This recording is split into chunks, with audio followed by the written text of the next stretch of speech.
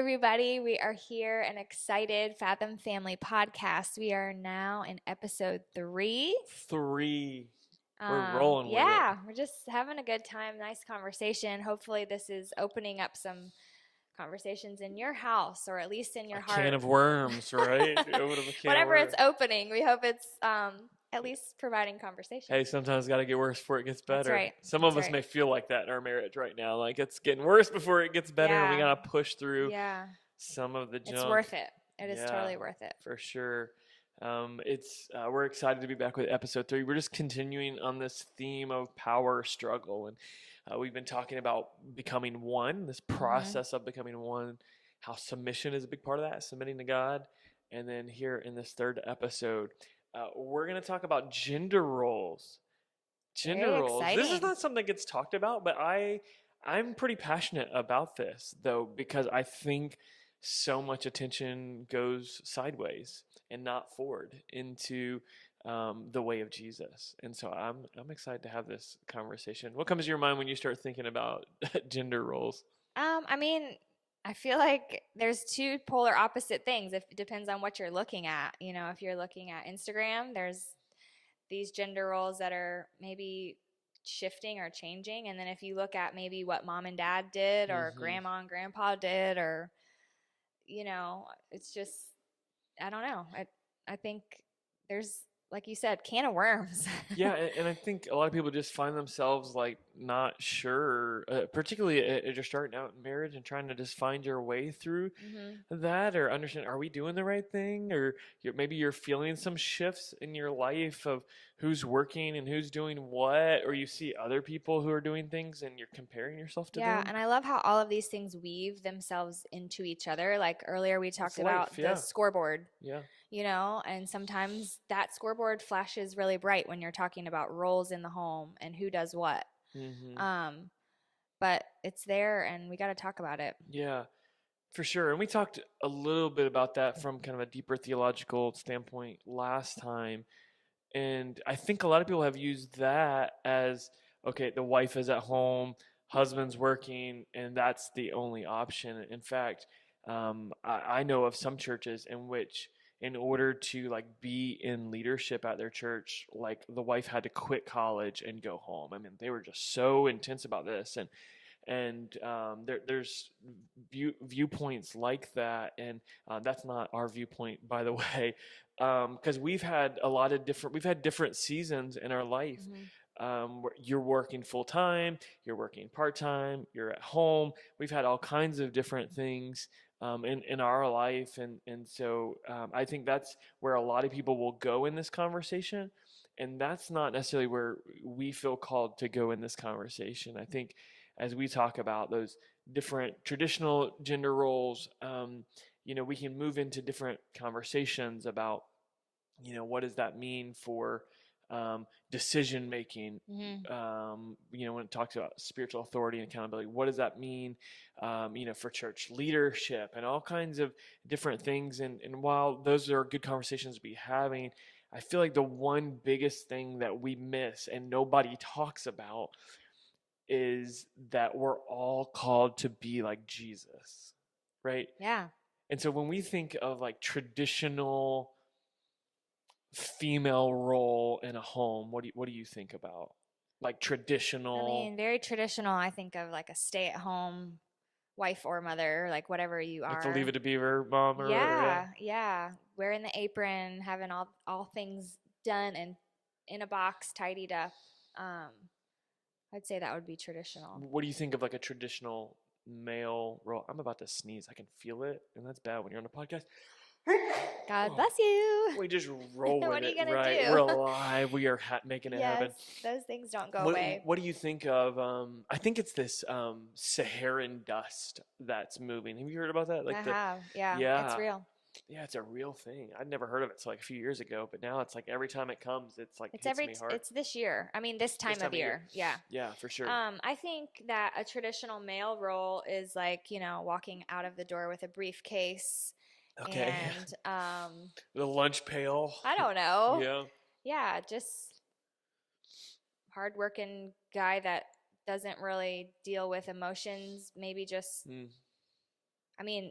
if I can speak about my personal family, I know that like my granddaddy, they kind of had this deal. Like he did everything outside of the house. So Yep. yard, garage, job, and he touched nothing inside. And she made 3 meals a She day. made 3 hot meals a day. Like he didn't I, know where the vacuum was that located was like, in the okay, he house. passed away. Yeah, a few years. Yeah, Oh well, yeah, it's it's been a been while now. 4 years ago. Yeah. But before he passed away, I mean, 4 or 5 years before he passed away, he'd been living in the same house for 60 years and he didn't know where the vacuum cleaner was. But that just was his That's, role. that was, Like, I yeah, mean, as crazy as that sounds to me and maybe to everyone else, you like know, that was his role. His stuff was outside, and so that's very traditional. yeah.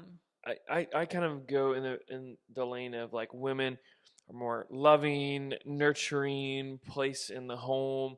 Men are provider and principled, right? They're Right. principled man. We're going to uphold our home or whatever with family values or something like that. And women are going to nurture. And I think those are traditional kind of viewpoints there. And I Yeah. think you hit it on the head there as well.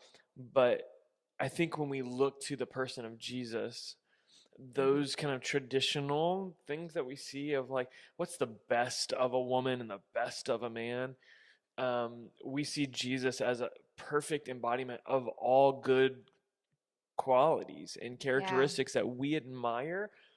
They're found in God.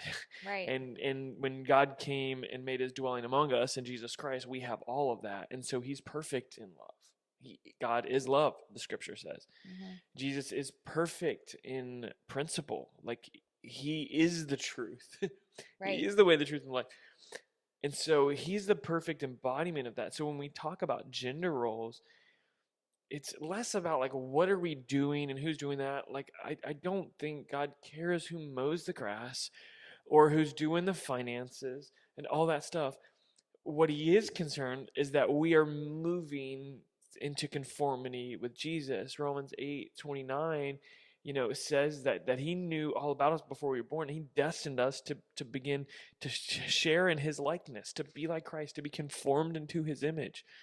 And like that takes so much pressure off because I think a lot of times we do Hmm. focus on the things that don't matter or get, our feathers ruffled about stuff that really doesn't matter. And we can just rest in becoming more like him. Hmm. Like it takes all of those outside things Yeah. off. Yeah, and I think in a world in which there's all kinds of media messages and internal messages Hmm. that our spouse's father thinks that our marriage should look like, Right. or what so and so's family is doing, right? We feel all these Hmm. outside pressures and these internal pressures that, oh, I've got to be like his mom or I've got to be like her dad, right? Yeah. And I think we can feel all those outside pressures, inside pressures of who we are supposed to be.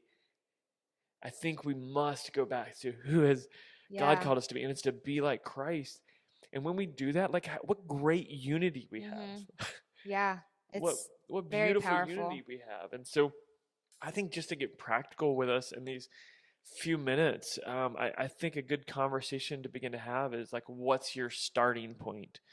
Like, what do you see as traditional kind of roles for husband and wife? Because I think getting some of that out can speak out where our starting point is, like our expectations. Because that can really get, Yeah, that's true. yeah, I mean, we see that all the time. Like, where, if somebody grew up in your granddaddy's house, when he or she got married, they would assume that that's their role to make 3 meals a day or Hmm. whatever. Yeah, easy. Yeah. That would be an easy assumption. Yeah. And so we got to talk that out, particularly if you're new in marriage. You got to begin to hash that out, talk about where you're coming from, and be able to express, who you feel called to be and what, fits for your family. I find so many women today don't cook. They don't cook at all. The husband cooks Yeah, more, that's and true. more power to them.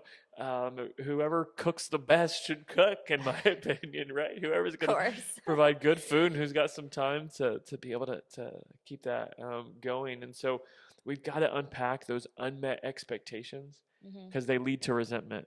Yeah, and can I talk for a second just about like pressures that I've felt Yeah, personally? yeah, that Because was gonna be the next thing I was gonna say. in our marriage, I have done most of the changing, if that makes sense. That's Like true. Yeah. Kyle has, been in ministry, and we both have. But as far as like the full time It's like hours, so to if you think of speak, like ministry is not really. if you think of like military families, how they're just kind of married to the job in a lot of ways, and Yeah, like you move. That's and so kind of how that's ministry works. it is what it is. I'm not saying like that's bad or good or whatever, but so for me, there's been lots of a little bit of shifting when we move or when we've had a child or like when we were first, just married, the two of us. I felt like I had, what am I going to do sitting at home all day? Like I need to go get a job and I need to make this much money. And again, the scoreboard comes where it's like you pay for the groceries and I'll pay for this. And then, Our um, finances are united, but right. in your head, you can kind of break those Yeah, down, and it, right? it just becomes almost like a pressure that nobody's really put on you, but it's taken on from yourself, from things that are said because of that's what another family member does, or Hmm. I know for me, whenever we started having kids, honestly, it's always been a desire of mine to be home with them, but just from a financial standpoint, like it didn't make sense for me to work and then basically pay all or more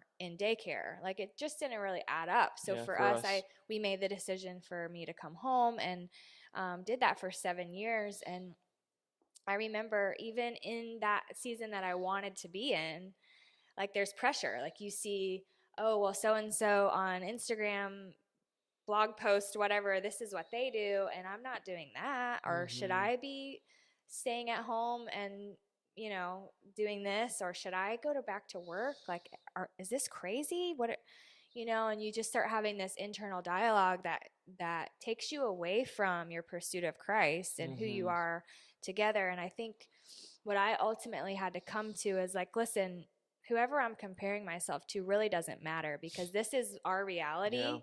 And we've agreed upon Yeah, like this what does it reality. matter if I'm Yeah. like, well, they're not doing that. Well, I'm not living in that house, so it Right. doesn't make sense to even go there. And so I've just found so much peace in like, okay, whatever season I find myself in, whatever seat I'm sitting in for this X number of years, I'm going to do it with joy. Mm. I'm going to not look to the left or to the right because again, that doesn't matter, and it's not pushing me forward like you said. Like it's kind of making me hop to the side and get distracted of what my purpose really is. And then ultimately it just sets you up into this place where it's not even real life. Like if you're living in this Yeah. should be, could be, Yeah, you're missing you're out on missing out on the the joy of moment. what you Yeah, have. for sure. And so one beautiful thing that happened to me a couple of weeks ago is I just decided like, hey, there might be some things in this season that I don't love, but I'm here and this is where I'm where I am. So I'm going to choose joy in it and I'm going to be all there. And then when I come home, I'm going to be all home, Yeah. And so you just choose to kind of find yourself where God's put you Hmm. and know that there's purpose even if you don't see it. Yeah, yeah, for sure. That's so good. Yeah, and I know so many people can resonate with those pressures, and not only from a female side, but a male side of the pressures that you feel or the things that are happening in your heart. We agree about it, and we're on the same page, and Yeah. we're in it together, and we've got to stay on the same page. I'd say just lastly, as we're talking through this idea of gender roles and conforming to the pattern of Christ, is just to really be praying. Or another question is like, what is God trying to shape in me right now Yeah. to be more like Him? If we're always asking, God, what are you doing in me? Where are you pruning? John 15 says that He's the Father's the gardener, and He prunes Mm-hmm. the ones He loves, and He prunes the dead branches in us, the areas, the seasons that haven't been as fruitful. Maybe Yeah. it's because there's some pruning that needed to take place, and He does it so that we can be a reflection of Him, so that we can bear more fruit, to be a reflection of Him. And so, I would just encourage everyone today to really take some time with your spouse and talk out what's your game plan. How do you see this? How are we growing to be more like Christ, and maybe it is a changing season, right? Where someone else is going to take the finances, someone else is going to take the groceries, and we're just feeling different pressures from the outside, from the inside, in our schedules with the kids, and we just got to regularly have that conversation, because I'm guessing at least probably every 6 months or a year, maybe every couple of years for you, I'm not sure, something's got to shift. A season is Yeah. shifting, things change. But what shouldn't be changing is our pursuit to be more like Jesus, to be conformed more like Him, and that's what matters the most. Colossians 2:7. I'll leave you with this. It says, "Let your roots grow down into Him, and let your lives be built on Him." Love that verse. That's Let's so keep good. looking for opportunities to be more like Jesus. We'll see you guys next time. One more episode in this Power struggle. Power Struggle series, and we're looking forward to it. Make sure you like, subscribe, and share. We'll see you next time.